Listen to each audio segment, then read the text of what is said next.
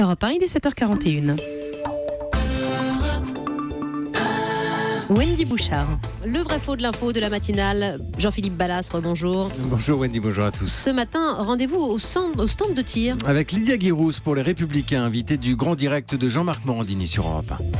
Il va falloir mettre des moyens beaucoup plus importants dans les quartiers de police, des voitures rapides, permettre aux policiers aussi de pouvoir s'entraîner. Parce qu'aujourd'hui, les policiers ont seulement 300 cartouches par an pour pouvoir s'entraîner au tir. Seulement 300 cartouches par an pour permettre aux policiers de s'entraîner au tir. C'est ce que dit Lydia Guirousse à l'instant. Vrai ou faux, Jean-Philippe ? Alors je dis faux, Wendy, parce que ce chiffre de 300 cartouches n'apparaît pas dans les textes officiels et a priori il ne dit rien aux officiers à qui j'en ai parlé. En revanche, oui, l'entraînement au maniement des armes, cet entraînement est obligatoire et il est réglementé. Et il dit quoi ce règlement ? Eh bien que les policiers doivent consacrer au moins 12 heures par an, 12 heures c'est un minimum, à l'entraînement aux techniques de sécurité. Alors il y a des simulations, des scénarios d'intervention, des rappels des textes de loi et également donc des exercices de tir à balles réelles.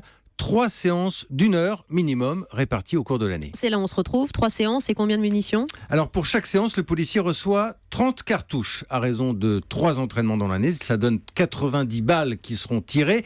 Alors je précise que là aussi il s'agit d'un minimum, Wendy. Ce n'est pas un plafond, c'est plutôt un plancher. Il y a un minimum qui est peut-être inquiétant. 3 séances de tir sur toute une année, c'est peu quand même, non ? Bah oui, mais il faut savoir quand même qu'elles concernent ces séances plus de 100 000 policiers à travers la France et forcément ça demande de la disponibilité et de l'organisation. Et puis attention, Wendy, je ne parle pas des unités spéciales, la BRI ou les hommes du RAID qui eux évidemment ont encore un entraînement à part et qui seront amenés aussi, il faut le dire, à sortir leurs armes beaucoup plus souvent au cours de leur carrière. Voilà pour le vrai faux de l'info, réglementé, documenté comme tous les jours.